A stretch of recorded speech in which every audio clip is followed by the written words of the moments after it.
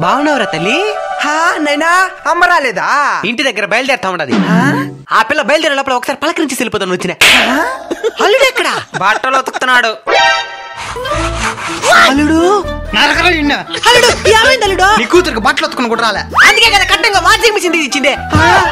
అయినా washing machine ఉండేటప్పుడు చేత ఎందుకు ఉతుకుతున్నావా? దాంట్లో మురికే పోలే. వాషింగ్ మిషన్ క్లీన్ చేస్తున్నావా? అదే బట్టలు క్లీన్ చేస్తాదే, మరి దాన్ని కూడా క్లీన్ చేయాలా?